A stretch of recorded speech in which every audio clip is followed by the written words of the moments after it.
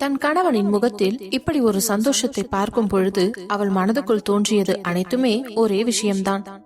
இவர்களையும் தங்களுடனே வைத்துக் கொள்ள வேண்டும். இனிமேல் இவர்களை ஊருக்கு செல்லவிடக் கூடாது என்பதில் மட்டும் தெளிவாக இருந்தாள். எப்படியாவது இங்கு வேறு ஏதாச்சும் நல்ல வீடா பார்த்து வாங்கிட்டு எல்லாரும் ஃபேமிலியோட இங்கேயே செட்டில் ஆயிடணும். அப்பதான் என் புருஷன் மூஞ்சில இப்படி ஒரு சந்தோஷம் என்னைக்குமே இருந்துகிட்டு இருக்கும். என் குழந்தையும் பிறக்கும் பொழுது அவங்க தாத்தா பாட்டியோட எல்லாரும் ஒன்னா இருக்கணும் என்று மனதுக்குள் நினைத்தவள் இதை பற்றி இன்றே ஜீவாவிடம் பேச வேண்டும் என்று முடிவெடுத்துக் கொண்டாள். அடுத்த நாள் காலை தூங்கி எழுந்த ஜீவா அருகில் படுத்திருந்த தன் மனைவியை பார்த்தவனுக்கு முகமெல்லாம் பூரிப்பு. அவளுடைய மேடான வயிற்றையும் அவள் கைகளில் இருக்கும் கண்ணாடி வளையலையும் பார்க்க பார்க்க ஆசையாக இருந்தது. மெதுவாக அவள் நெற்றியில் குனிந்து முத்தமிட்டு விட்டு அங்கிருந்து நகர பார்க்க பட்டென்று அவன் கையை பிடித்து இழுத்தவள், எங்க போறீங்க ஜீவா? அண்ணா எழுந்துச்சிட்டியா?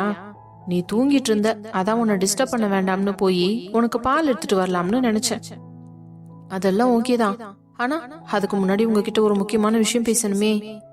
சொல்லுடி, என்ன விஷயம் என்றதும் அவள் எழுந்து அமர பார்க்க அவளுக்கு தலகாணியை எடுத்து முதுகுக்கு வைத்து சாய்வாக அமர வைத்து விட்டு, சொல்லு என்ன விஷயம்?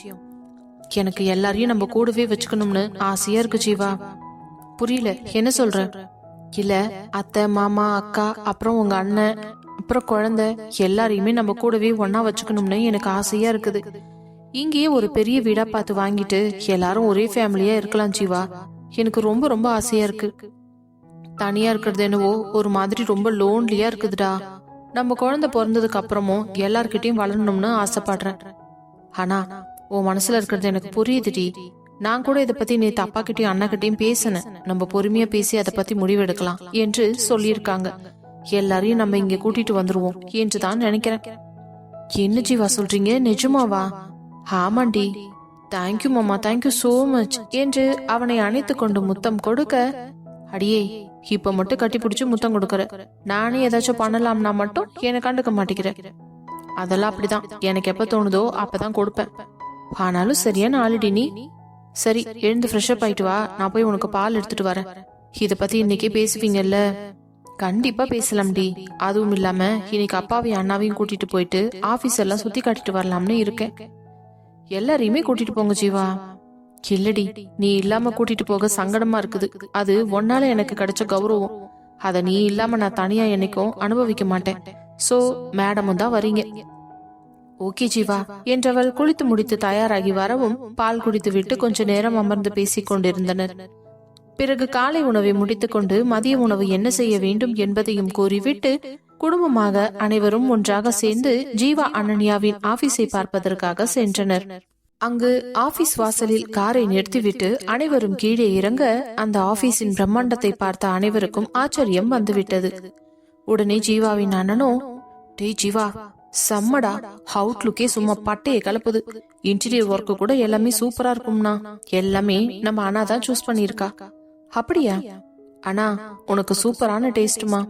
தேங்க்ஸ் மாமா என்றவள், சரி எல்லாரும் உள்ள வாங்க போலாம் என்று அழைத்து கொண்டு செல்ல ரிசப்ஷனில் இருந்து நேராக அவங்களுடைய ஆபீஸ் முழுவதும் சுற்றி காட்டியவன் கடைசியாக அவனது கேபினுக்கு அழைத்து வந்து அனைவரையும் அமர வைத்து ரிசப்ஷனுக்கு போன் செய்து எல்லோருக்கும் ஜூஸ் கொடுத்து அனுப்ப சொன்னான். அப்பொழுது ஜீவாவின் அப்பாவிற்கு சந்தோஷம் தாங்க முடியவில்லை. ஜீவா, உண்மையிலேயே எனக்கு சந்தோஷமாவும் பெருமையாவும் இருக்குதுப்பா. இதே மாதிரி நீங்க என்னன்னைக்கும் குழந்தையோட சேர்ந்து சந்தோஷமா பேரும் புகழுமா வாழணும்.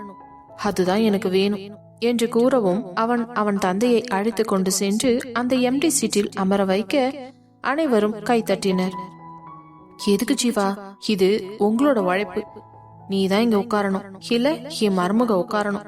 அதை விட்டுட்டு என்னை எதுக்குப்பா உட்கார வைக்கிற என்று கேட்டதும் ஜீவாவின் அண்ணிற்கு பற்றி கொண்டு வந்தது. இப்ப இந்த மாமா அந்த சீட்ல உட்கார்ந்தா என்ன ஆகிட போகுது? அதுவும் ஜீவா சீட்டு ஓகே, அது என்ன, ஆனா அதுலதான் உட்காருவான்னு சொல்றாங்க என்று புலம்பிக் கொண்டிருக்க அதை காதில் வாங்கிய அவள் கணவனோ, அடியே அவங்க 2 பேரும் தான் இந்த கம்பெனியோட முதலாளி. அதனால அந்த சீட்ல உட்கார்றது ஒன்னும் தப்பு கிடையாது. நீ தான் உட்காரக்கூடாது, புரியுதா? ஆமா, இது மாதிரி ஒரு கம்பெனி நீங்களும் ஓபன் பண்ணலாம்ல. நானும் கெத்த வந்து உட்காருவனே. போய் உங்க அப்பா வீட்டுல பணம் கேட்டு வாங்கிட்டு வா, நானும் பிசினஸ் ஸ்டார்ட் பண்றேன். எது, இப்பதான் என் தங்கச்சிக்கு கல்யாணம் வச்சிருக்காங்க, இந்த டைம்ல போய் காசு வாங்கிட்டு வர சொல்றீங்க? அடாடாடாடா, அப்படியே இல்லைன்னா மட்டும் அறுத்து தள்ளிடுவான் உங்க அப்பன். எங்க பாருங்க, எங்க அப்பா பாத்தி இப்படி மரியாதை இல்லாம பேசாதீங்க. ஏய், உன் குடும்பத்துக்கே முதல்ல மரியாதை கிடையாது. ரொம்ப திமிரா பேசிக்கிட்டு இருந்தீன்னா உங்க அப்பா வீட்டுக்கே துரத்தி விட்டுருவேன், ஜாக்கிரதை என்ற வார்த்தையில் பதறியவள் அதற்கு பிறகு வாயை திறக்க கூடாது என்று அமைதியாக அமர்ந்து கொண்டாள். பிறகு அனைவருக்கும் திருப்தியாக இருக்கவும் அங்கிருந்து புறப்பட்டு செல்லும் பொழுது வைஷு போன் பண்ணினாள். ஜீவா டிரைவிங்ல இருந்ததால் போனை அனன்யாவிடம் கொடுத்து, அண்ணா வைஷு கால் பண்றா, என்னன்னு கேள. குடுங்க மாமா என்று போனை வாங்கி காதில் வைத்தவள், ஹலோ வைஷு. அண்ணா என்ன பண்ணிட்டு இருக்க, எப்படி இருக்க, வீட்டுல எல்லாரும் எப்படி இருக்காங்க? நாங்க எல்லாருமே நல்லா இருக்கோம். இப்பதான் ஜீவாவோட ஆபீஸ் போய் பாயிட்டு எல்லாத்தையும் காட்டிட்டு திரும்ப வீட்டுக்கு போய்கிட்டு இருக்கோம். நம்ம ஆபீஸ்க்கும் ஒரு எட்டு வந்துட்டு போறது. என்ன வைஷு திடீர்னு சொல்ற, அங்க எப்படி வர்றது? வேலை செய்யற இடத்துல தொந்தரவா இருக்காதா? அதெல்லாம் ஒண்ணு இல்ல, நீ தாராளமா எல்லாரையும் கூட்டிக்கிட்டு வா.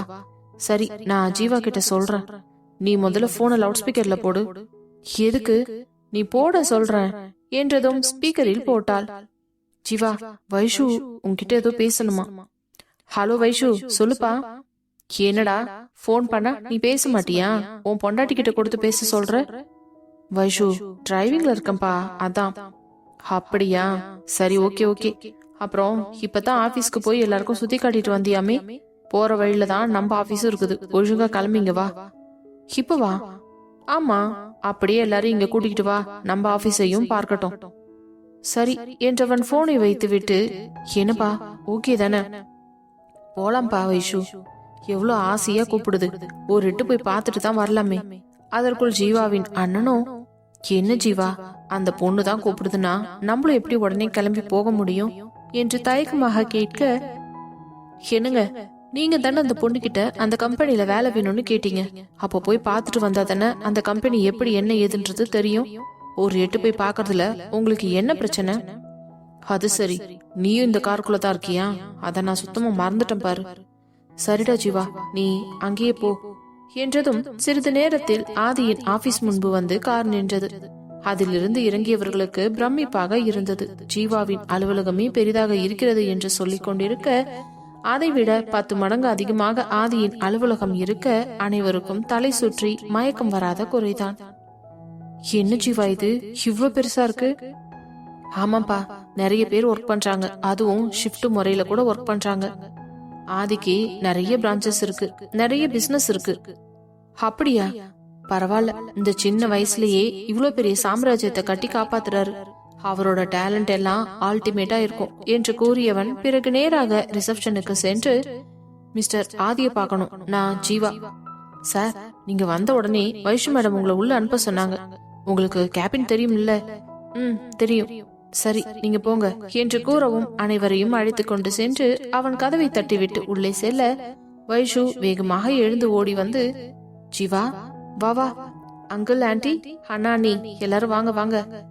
ஹனா என்று அவளை அணைத்துக் கொள்ள அனைவரும் உள்ளே அமர, குடிப்பதற்கு ஏதாவது எடுத்து கொண்டு வர சொன்னாள். அதே போல அவர்களுக்கு குடிப்பதற்காக கொண்டு வந்து கொடுக்கவும் அதை வாங்கியவர்கள் குடித்துக்கொண்டே அந்த கேபினை ஒரு முறை அலசி ஆராய்ந்தனர்.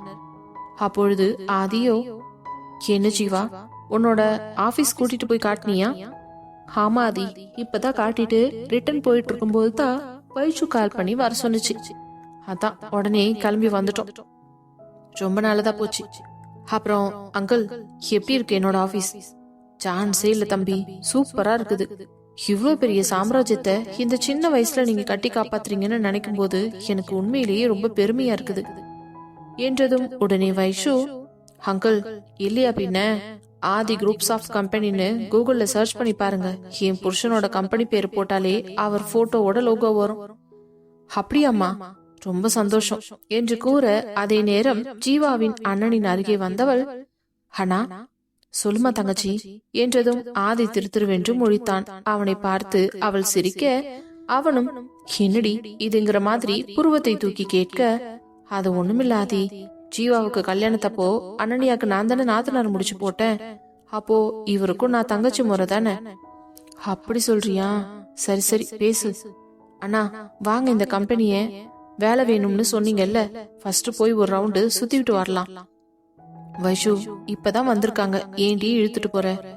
ஆதி, இன்னைக்கு நான் இன்னும் ரவுண்ட்ஸ் போகவே இல்ல, அப்படியே அண்ணா கூட சேர்ந்து போயிட்டு வந்துடுறேன். சரி, போயிட்டு வா என்று கூற அவனுடைய மனைவியையும் எழுந்து கொண்டு, வைஷு நானும் வரேனே. வாங்க நீங்க இல்லாமலா என்று கூறிவிட்டு ஜீவாவை பார்த்தவள், நாங்க போயிட்டு வந்துடுறோம் என்றதும், போயிட்டு வாங்க, நாங்க இங்கேயே இருக்கோம் என்று கூறிவிட்டு அவர்கள் எல்லாம் அங்கு அமர்ந்து பேசிக் கொண்டிருக்க, வைஷுவோ அவர்கள் இருவரையுமே அழைத்துக் கொண்டு ஒவ்வொரு ஃப்ளோராக விசிட்டிங் சென்றாள். அதையெல்லாம் பார்த்தவர்களுக்கு அங்கேயே மயக்கம் வந்து விழுவது போலத்தான் இருந்தது. இவ்வளவு பெரிய பிரம்மாண்ட கட்டிடத்தில் வாயை பிளந்தவள், எவ்வளவு பேர் இங்க வேலை செய்யறாங்க, இந்த மாதிரி ஒரு கம்பெனில வேலை கிடைச்சா கண்டிப்பா உங்களுக்கு சம்பளம் அதிகமா இருக்கும் இல்லைங்க? இவ ஒருத்தி எப்ப பார்த்தாலும் காசு காசுன்னு. அண்ணா, எங்க ஆபீஸ் உங்களுக்கு பிடிச்சிருக்கா? சூப்பரா இருக்குது வைஷு, சான்ஸே இல்ல. பெங்களூர்ல நான் ஒர்க் பண்ற கம்பெனி கூட இவ்வளவு பெருசு கிடையாது, ஆனா இது எவ்வளவு பெருசா இருக்கு. ஆமா என்றதும் அனைத்தையும் காட்டி முடித்து விட்டு நேராக கார்த்தியின் கேபினுக்குள் நுழைந்தாள். கார்த்தி பட்டென்று நிமிர்ந்து பார்க்க, என்னடா யார் அது கதவை தட்டாம உள்ள வராங்கன்னு திட்டு முழிக்கிறியா? வைஷு, இந்த ஆபீஸ்ல நீ ஒருத்தி தான் இப்படி கதவை தட்டாம உள்ள வருவ, அதனால அது நீதான்றது எனக்கு நல்லாவே தெரியும். அதான பார்த்தேன், ஏதாவது சொன்ன அவ்வளவுதான். என்ன வைஷு, உன்ன போய் ஏதாச்சும் சொல்லுவனா என்றவன் பின்னால் நிற்கும் இருவரையும் பார்த்து திருத்திருவென்று முடித்தபடியே, யார் வைஷு இவங்க? நம்ம ஜீவாவோட அண்ணாவும் அண்ணியும் என்றதும் வேகமாக எழுந்தவன், வாங்க வாங்க ப்ரோ, வாங்க சிஸ்டர் உட்காருங்க என்றதும் அவர்களும் அமர்ந்து கொள்ள, அண்ணா கார்த்தி என்னோட காலேஜ் மேட் தெரியுமா? அப்படியாம்மா, சூப்பர் சூப்பர். காலேஜ் முடிச்சதுக்கு அப்புறமும் ஃப்ரெண்ட்ஷிப்பை கண்டினியூ பண்றீங்களா?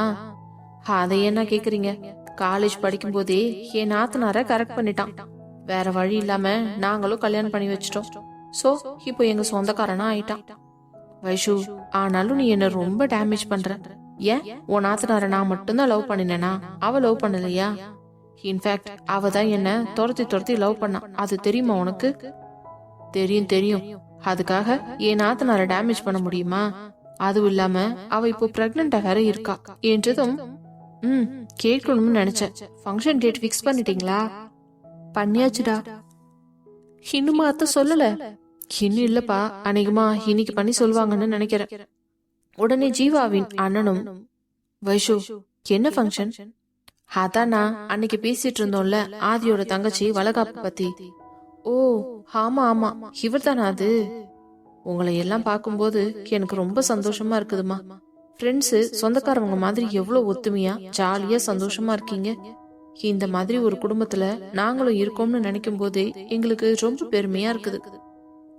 அதான் நீங்களும் இந்த ஃபேமிலி ஜோதியில சேர்ந்துட்டீங்கல்லனா, இனிமே நீங்களும் ஹாப்பியா தான் இருப்பீங்க.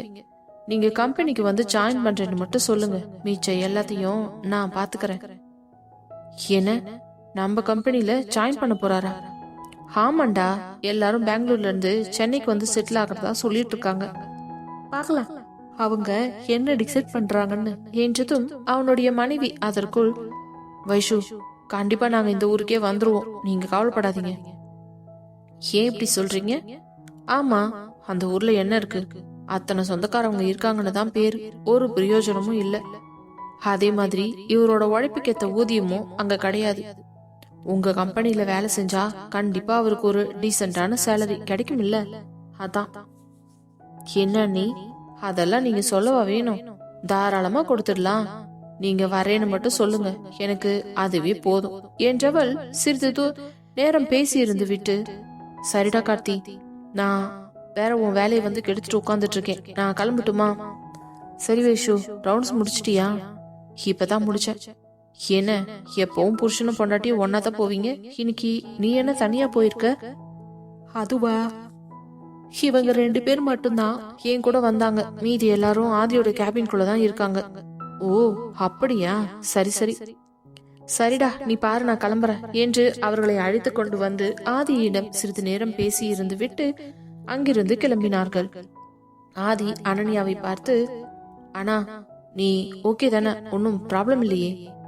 இல்ல ஆதி, நான் நல்லா இருக்கேன், எனக்கு ஒரு பிரச்சனையும் இல்லை என்ற உடனே ஜீவா, ஆதி, கவலைப்படாதீங்க. உங்க ஃப்ரெண்டு நான் ரொம்பவே பத்திரமா தான் பாத்துக்கிறேன். நீங்க இந்த அளவுக்கு அவளை நலம் விசாரிக்க வேண்டிய அவசியமே கிடையாது என்றான் சிரித்து கொண்டே. ஜீவா, எனக்கு உன் மேல முழு நம்பிக்கை இருக்குது. அதனாலதான் அவளை உனக்கு கல்யாணம் பண்ணி வச்சிருக்கேன் என்றதும் சிரித்து விட்டு, அப்பா, உங்களுக்கு ஒரு விஷயம் தெரியுமா? இந்த ஆதிக்கு என்ன ஆரம்பத்துல இருந்து பிடிக்கவே பிடிக்காது. என்னப்பா எப்படி சொல்ற? ஆமாப்பா, நான் வைஷுக்கிட்ட பேசினாலே எரிஞ்சு விழுவாரு. அவனுடைய அம்மாவும் ஏன் என்று கேட்கவும், அதான் பொசசிவ்னஸ். பொண்டாட்டி வேற யார்கிட்டயும் பேசக்கூடாது, அவர்கிட்ட மட்டும்தான் பேசணும், அவர்கிட்ட மட்டும்தான் சிரிக்கணும். என்ன ஜீவா, நேரம் பார்த்து கால வர்றியா? அப்படியெல்லாம் நான் என்னைக்கும் செய்ய மாட்டேன் ஆதி. அப்ப மட்டும் இல்ல, இப்பவும் அப்படித்தான். ஏன் பொண்டாட்டி என்னை விட்டுட்டு உன் கூட ரொம்ப நேரம் பேசிக்கிட்டு இருந்தா நான் மனுஷனாவே இருக்க மாட்டேன். அதான் எனக்கு தெரியுமே, நீங்க சரியான பொறாம பிடிச்சு வராதி. இருந்துட்டு போறேன். என் பொண்டாட்டி விஷயத்துல எப்படி இருக்கிறது எனக்கு சந்தோஷமா தான் இருக்கு. அது சரி, உங்ககிட்ட பேசி ஜெயிக்க முடியுமா? அப்புறம் ஜீவா, அணுவுக்கு வளகாப்பு ஃபங்க்ஷன் வருது இல்ல, அதுக்கு பேசாம எல்லாரும் இங்கேயே இருந்து ஃபங்க்ஷன் எல்லாம் முடிச்சுட்டு அதுக்கப்புறமா கிளம்பலாமே என்று கேட்க, நான் என்னன்னு வீட்டுல போய் பேசிட்டு சொல்றேன். அது இல்ல, போயிட்டு இங்க திரும்பி வர்ற மாதிரி தான் இருக்கும். அதுக்காக போயிட்டு வரணுமா? இங்கேயே இருந்தாங்கன்னா ஒரு வழியா முடிச்சுட்டு கிளம்பலாமில்ல. சரியாதி என்றான். அங்கிள், ஆன்டி, எல்லாருக்குமே நான் சொல்றேன், என் தங்கச்சி ஃபங்க்ஷனுக்கு கண்டிப்பா நீங்க எல்லாருமே வந்துடணும். சரிங்க தம்பி, நாங்க இங்க இருந்தோம்னா கண்டிப்பா வரோம். அப்படியெல்லாம் நீங்க சொல்லவே கூடாது, கட்டாயம் வரணும். ஆனா இவங்க எல்லாரையும் கூட்டிட்டு வர வேண்டியது உன்னோட பொறுப்பு, சரியா? ஓகே ஆதி, டன் என்று கூறிவிட்டு அனைவரும் சந்தோஷமாக வெளியே செல்ல, அவர்கள் செல்வதை பார்த்து கொண்டே நின்றிருந்தாள் வைஷு. அந்த கதவு சாற்றியவுடன் அவன் பின்னால் இருந்து வந்து அவளை இறுக்கமாக அணைத்து கொண்டு அவள் கழுத்து வளைவில் முகம் புதைத்து, ஏண்டி ரொம்ப ஜாலியா சுத்திக்கிட்டு இருக்க காலையில இருந்து, என்ன விஷயம்? என்னன்னு தெரியல ஆதி, இப்படி எல்லாரையும் கும்பலா பார்த்தாலே நான் ரொம்ப ஹைப்பர் ஆயிடுறேன்ல. அப்படியெல்லாம் இல்ல, உனக்கு உறவுகள் தான் ரொம்ப பிடிக்குது, குடும்பம்னா நீ ரொம்ப ரசிக்கிற. இந்த மாதிரி எல்லாரும் ஒன்னா எல்லாத்துலயும் கலந்துக்கணும்னு ஆசைப்படுற. அது நல்ல விஷயம் தாண்டி. ஆனா அப்பப்போ புருஷனை தான் மறந்துடுற. என்ன ஆதி சொல்றீங்க? ஆமா, காலையில வந்ததுல இருந்து என்ன கண்டுக்கிட்டியா நீ? என்னை விட்டுட்டு தனியா ரவுண்ட்ஸ் போயிட்டு வந்துட்டல்ல. அதுவா, அண்ணனுக்கு கம்பெனி காட்டலாம்னு சொல்லிட்டு போனேன். அவருக்கு எதுக்கு காட்ட போனேன்? அத நான் உங்ககிட்ட சொல்லவே இல்லை, மறந்துட்டேன் பாருங்களேன். அவங்க எல்லாருமே பெங்களூர்ல இருந்து இங்க இருந்து சென்னையில வந்து செட்டில் ஆகிற மாதிரி ஒரு பிளான் வச்சிருக்காங்க. அப்போ அண்ணன் தான் சொன்னாரு, உங்க கம்பெனில எனக்கு ஒரு வேலை போட்டு தருவியான்னு. கட்டாயம் போட்டு தரேனா, வாங்கன்னு சொல்லியிருந்தேன். அதனாலதான் நம்ம ஆபீஸ்க்கு கூட்டிட்டு வந்து சுத்தி காணிச்சேன். ஓ, இதெல்லாம் வேற நடக்குதா? ஆமா, யார கேட்டு நீ அவருக்கு வேலை போட்டு தரேன்னு சொன்ன? யார கேட்கணும்? இது என்ன கேட்கணும் இல்ல? நீங்க என் புருஷன் தானே, உங்ககிட்ட நான் எதுக்கு கேட்கணும்? அதுவும் இல்லாம இது என்னோட ஆபீஸ் தான், எனக்கு இங்க முடிவெடுக்கிறதுக்கு எல்லா உரிமையும் இருக்குது. வாரே வா வைஷு, இப்பதான் நீ ஆதியோட பொண்டாட்டியா பேசியிருக்க. எனக்கு இது கேட்கும்போது எவ்வளவு சந்தோஷமா இருக்கு தெரியுமா? நீ என்கிட்ட பர்மிஷன் கேட்டு செய்யாம நீயே தனியா டிசிஷன் எடுக்கிற இடத்துல இப்ப வந்து நிக்கிறியே, இதுவே எனக்கு ரொம்ப பெருமையா இருக்குதுடி என்றவன் அவள் கன்னத்தில் அழுத்தி ஒரு முத்தம் கொடுக்க, அவன் முகம் பார்த்து திரும்பியவள், இது எல்லாத்துக்குமே காரணம் நீங்க மட்டும்தான் ஆதி. நீங்க தான் எனக்கு கொஞ்சம் கொஞ்சமா செதுக்கிட்டு இருக்கீங்க. நான் நீங்க செதுக்கத்துக்கு தகுந்த மாதிரி சிலையா மாறிக்கிட்டு இருக்கேன் என்று கூறவும், மெதுவாக அவள் தோளை சுற்றி தன் 2 கைகளையும் போட, ஆதி போதும், இப்ப கொஞ்சம் வேலையை பார்க்கலாமா? நானும் வேலை பார்க்கணும்னு தான் நினைக்கிறேன். எங்க டிம்கி கொடுத்துட்டே இருக்கியே. சி போங்க ஆதி என்றவள் அவனை பிடித்து தள்ளிவிட்டு தன்னுடைய சீட்டில் சென்று அமர்ந்து கொண்டாள். அவளை ஆழமாக பார்த்து ஒரு பெருமூச்சு விட்டவன் மீண்டும் தன்னுடைய வேலையை தொடங்கிவிட்டான்.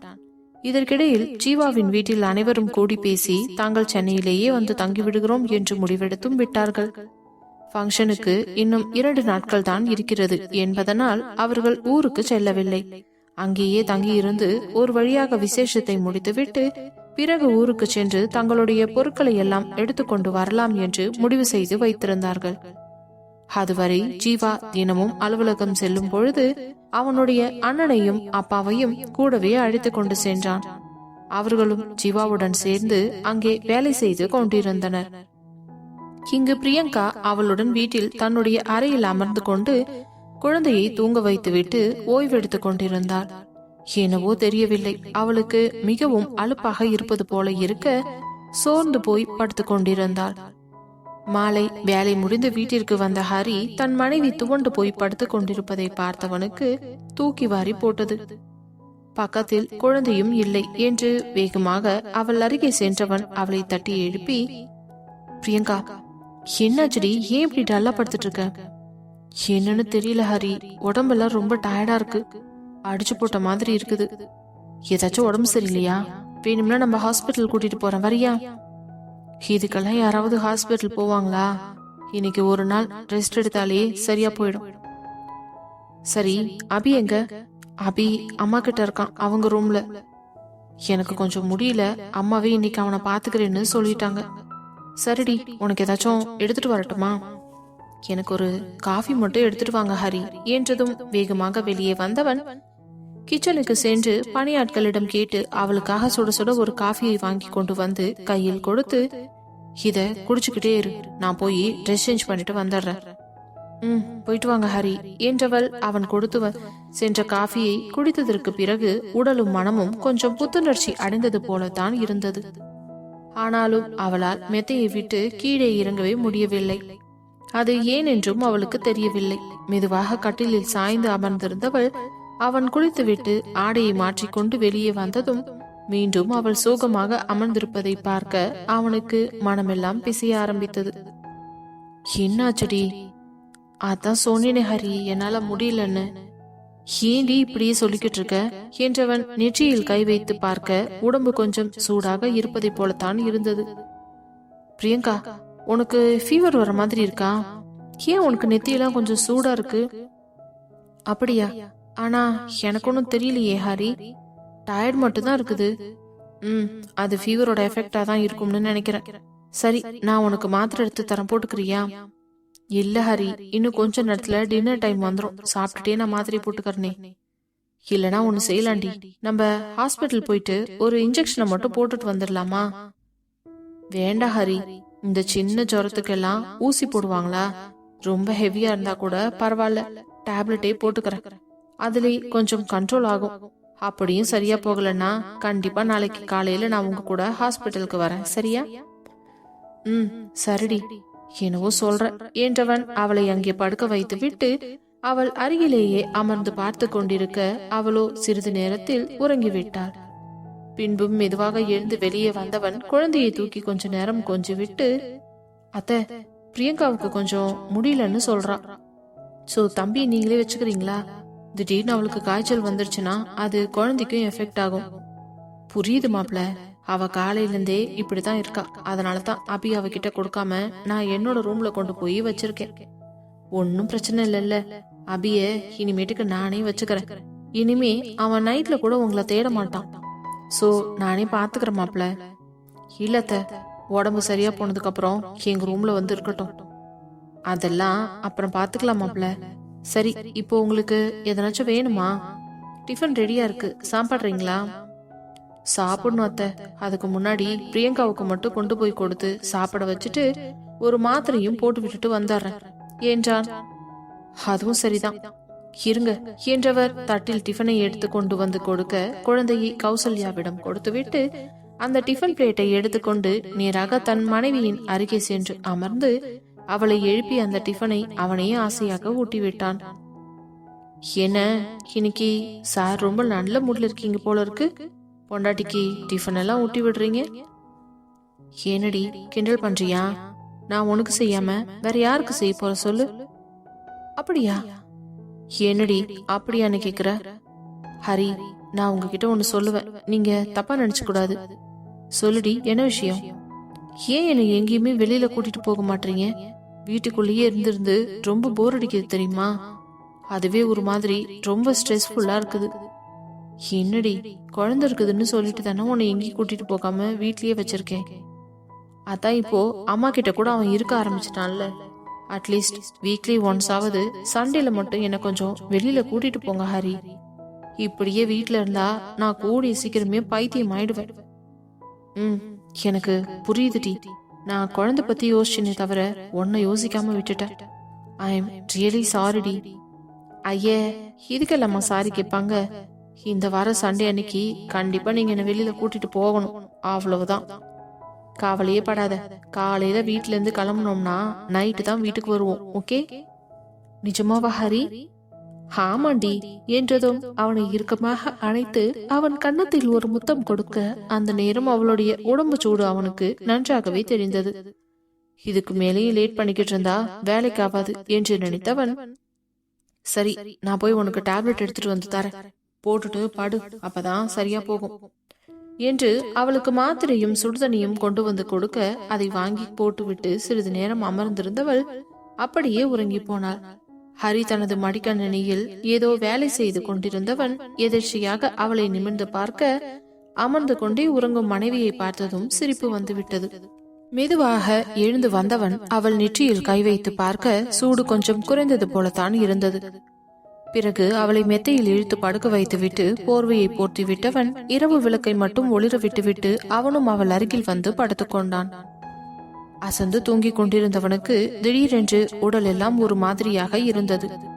ஒரு மாதிரி வியர்வையாக பிசுபிசுப்பாக இருக்க, என்னது ஏசி ஓடுதா இல்லையா என்று நினைத்துக் கொண்டே இரவு விளக்கை ஒளிர விடவும் அப்பொழுது பிரியங்கா அவனை மிகவும் நெருக்கமாக நெருங்கி படுத்துக் கொண்டிருந்தாள். அப்பொழுதுதான் தெரிந்தது அவளுடைய உடம்பு சூட்டில் தான் தன் உடல் வேர்த்திருக்கிறது என்று. அவள் நெற்றியில் அறக்க பறக்க கையை வைத்து பார்த்தவனுக்கு இதயமெல்லாம் பதறிவிட்டது. வேகமாக எழுந்து அமர்ந்தவன், பிரியங்கா என்னடி இவ்வளோ ஃபீவரா இருக்க, ஒரு வார்த்தை என்னை எழுப்ப மாட்டியா? என்னால சுத்தமா முடியல ஹரி. உன்னை வச்சுக்கிட்டு நான் என்னதான் பண்றது?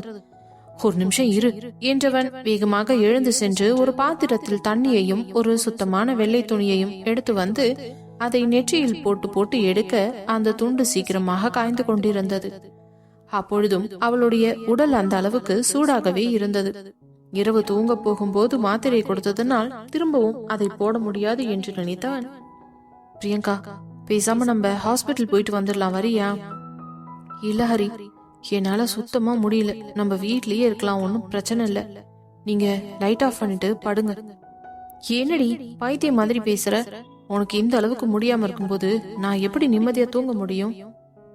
அதுக்குன்னு இப்படி என்ன டார்ச்சர் பண்ணாதீங்க ஹரி. ஏற்கனவே எனக்கு குளிர் ரொம்ப நடிக்கிட்டு இருக்கு. இதுல இந்த பச்சை தண்ணிய தூக்கிட்டு வந்து என் மேல வச்சு கொடுமைப்படுத்துறீங்க. இதுலயே நான் சன்னி வந்து செத்து போயிடுவோம் போல இருக்குது. போய் முதல்ல அதை கூட்டிட்டு வாங்க. என்னடி நீ இப்படி எல்லாம் பேசுற என்றவன் வேகமாக அதை கொண்டு போய் கொட்டிவிட்டு வந்து அவள் அருகே வந்து படுத்துக்கொண்டு அவளை இறுக்கமாக அணைத்து கொண்டு ஒரு போர்வைக்குள் இருவரும் மூழ்கிவிட காற்று கூட போக முடியாத அளவுக்கு அவளை அணைத்துக் கொண்டிருந்தான். அவனுடைய அணைப்பு அவளுக்கு அந்த குளிர் நடுக்கத்தில் இன்னும் வேண்டும் வேண்டும் என்று தோன்ற மீண்டும் மீண்டும் அவனோடு நெருக்கமாக ஒன்றினாள். அவனுக்கு என்ன செய்வது என்று புரியாதவன் கடகடவென்று அவளுடைய ஆடைகளை எல்லாம் கழட்டி தூர போட்டுவிட்டு இன்னும் அவளை இறுக்கமாக அணைத்துக் கொண்டான். இருவரது உடல்களும் ஒன்றோடு ஒன்று உரசிய வெப்பத்தில் அவளுக்கு கொஞ்சம் கொஞ்சமாக குளிருக்கு இதமாக இருப்பது போல இருந்தது. அதை பெண் அவளும் நன்றாகவே உணர்ந்ததனால், ஹரி எனக்கு ஒரு ஹெல்ப் பண்ணுங்க. என்னடி, என்ன பண்ணணும்னு சொல்லு. தயவு செஞ்சு இப்பவே எடுத்துக்கோங்க பிளீஸ். என்னடி பேசுற? இந்த அளவுக்கு முடியாம இருக்கும்போது இப்படி சொல்ற? என்னால முடியல ஹரி, எனக்கு பயங்கரமா குளிருது. இதுக்கு ஒரே ட்ரீட்மெண்ட் நீங்க என்னை எடுத்துக்கிறது தான். நீங்க என்னை எந்த அளவுக்கு வேர்க்க வைக்கிறீங்களோ அப்பதான் என்னோட ஜுரம் சீக்கிரமா சரியா போகும். பிளீஸ் என்னோட சிச்சுவேஷன் புரிஞ்சுக்கோங்க. என்னால பெருசா உங்களுக்கு கோஆபரேட் பண்ண முடியாது. இருந்தாலும் இப்போ எனக்கு நீங்க வேணும் ஹரி என்று குழந்தையை போல கெஞ்சும் மனைவியை பார்த்தவனுக்கு என்ன சொல்வது என்று ஒன்றுமே புரியவில்லை. அதே நேரம் அவள் தவிக்கும் தவிப்பையும் பார்த்து கொண்டு அப்படியே இருக்கவும் முடியவில்லை. வேறு வழியில்லை என்று நினைத்தவன் அவள் மேல் படர்ந்து அவளது கழுத்து வளைவில் முகத்தை புதைக்க அவனுடைய சூடு அவளுக்கு மிகவும் இதமாக இருந்தது. அதில் அவனது முதுகில் தன் கைகளை படரவிட்டு அதை இறுக்கமாக அணைத்து பிடிக்க ஆனவனின் உணர்ச்சிகளோ அந்த நிமிடம் சட்டென்று எழுந்தது. என்னதான் அவளுக்கு உடம்பு முடியவில்லை என்று அவன் மனசாட்சி கூறினாலும் சும்மா இருந்தவனை கிளப்பி விட்டது போல ஆகிவிட்டது இந்த பிரியங்காவின் வேலை. இப்பொழுது அவனே நினைத்தாலும் அவனால் அவனை நிறுத்த முடியாது என்பது மட்டும் அவன் மண்டைக்கு உரைக்க, இப்பொழுதே அவளுடன் கூடிக்கொள்ளலாம் என்று அவனுடைய தேடலை தொடங்கினான். பெண் அவளை உடல் முழுவதும் அணைத்து பிடித்து முத்தம் கொடுத்து கொண்டிருந்தவன் அதிக நேரம் அவளை காக்க வைக்காமல் அவளுக்குள் நுழைந்து அவளின் இந்த வேதனையை போக்க வைக்குவதற்கு முயற்சி செய்து கொண்டிருந்தான். நீண்ட நேரம் சென்று கொண்டிருந்த இவர்களது உடலில் அவர்களுடைய உடல் முழுவதும் முத்து முத்தாக வியர்வை துளிகள் படர்ந்து அது அவன் உடலிலும் ஒட்டி கொண்டிருந்தது. அவனுடைய கூடலை முடித்துக்கொண்டு மெதுவாக அவள் அருகே சரிந்தவன் அவள் நெற்றியை தொட்டு பார்க்க ஒரு துளி கூட சூடு இல்லை. அவனுக்கே அது மிகவும் ஆச்சரியமாக இருந்தது. பின்பு அவளை இறுக்கமாக அணைத்துக் கொள்ள அவளோ, ஹரி, நான் சொன்னேன்ல, இப்ப பாத்தீங்களா உடம்பு எவ்வளவு தேவலாமான்னு இருக்கு. இத விட்டுட்டு ஹாஸ்பிட்டல் போகணும்னு சொல்றீங்க. எனக்கு என்னடி தெரியும்? இந்த ஐடியாவெல்லாம் எனக்கு முன்னாடியே தெரியாதே. தெரிஞ்சிருந்தா அப்பவே நான் இதை பண்ணிருப்பேனே. ஆமா, எல்லாம் சொல்லி சொல்லித்தான் தெரியணுமா? இவ்வளவு பெரிய ஆளா இருக்கீங்க, இந்த ஒரு விஷயம் கூட தெரியல. என்னடி இதெல்லாம் எப்படி தெரியும்? தெரிஞ்சு வச்சிருக்கணும் ஹரி. ஒரு எமர்ஜென்சிக்கு என்ன பண்றது என்ற எல்லாத்தையுமே நம்ம கண்டுபிடிச்சு வச்சுக்கணும், புரிஞ்சுதா? சரிங்க மேடம், இப்போ நீங்க சொல்லிட்டீங்கல்ல, இனிமே உங்களுக்கு உடம்பு சரியில்லைன்னு சொன்னா கூட உங்களை தூக்கி போட்டு துவம்சம் பண்ணாம விட மாட்டேன், கவலைப்படாத. அடப்பாவி மனுஷா என்றவள் அவன் மார்பில் சாய்ந்து உறங்கத் தொடங்க சிறிது நேரத்தில் பதட்டத்தில் எழுந்து அமர்ந்தான். அவன் பதறியபடி எழுந்து அமர்ந்ததும் அதில் அவளும் பதறிவிட்டு, என்னாச்சு ஹரி, ஏதாவது கனவு கண்டீங்களா? என்ன கனவு கண்டனா? ஐயோ கடவுளே, போச்சே என்று தலையில் கை வைத்து அமர்ந்து கொண்டான். இப்போ என்ன ஆச்சுன்னு சொல்லிட்டு இப்படி கத்திக்கிட்டு இருக்கீங்க? என்ன விஷயம்னு சொன்னாதானே எனக்கு தெரியும். நீங்க பண்றதெல்லாம் பார்த்தா எனக்கு ரொம்ப பதட்டமா இருக்கு. பிரியங்கா, என்ன ஹரி, உனக்கு ரொம்ப முடியலங்கிற டென்ஷன்ல சேஃப்டி யூஸ் பண்ணாமலே உன் கூட சேர்ந்து இருந்துட்டேன்டி. அடச்சி, இதுக்கா இந்த கத்துனீங்க? கொஞ்ச நேரத்துல பதட்டம் ஆயிடுச்சு தெரியுமா எனக்கு. என்னடி இவ்வளவு அசால்ட்டா சொல்ற? திடீர்னு பேபி வந்துருச்சுன்னா? வரட்டுமே, உங்களுக்கு என்ன பிரச்சனை? எனக்கு தாண்டி பிரச்சனை, உனக்கு ஒரு பிரச்சனையும் இல்ல. அது எப்ப வேணாலும் வரு ஹரி. அதுக்காக நம்ம பயந்து எல்லாம் வாழ முடியாது, புரியுதா? இருந்தாலும் இன்னைக்கு ஒரு நாள் இப்படி இருந்துட்டேனே, இதுலயே பேபி வந்துருச்சுன்னா கண்டிப்பா நெக்ஸ்ட் டைம் உன் பக்கத்துல வந்தாலே நான் சேஃப்டி இல்லாம வரவே மாட்டேன்பா என்றவனை வெட்டவா குத்தவா என்று முறைத்து பார்த்தவள், அடிச்சு கொன்றுவ ஹரி.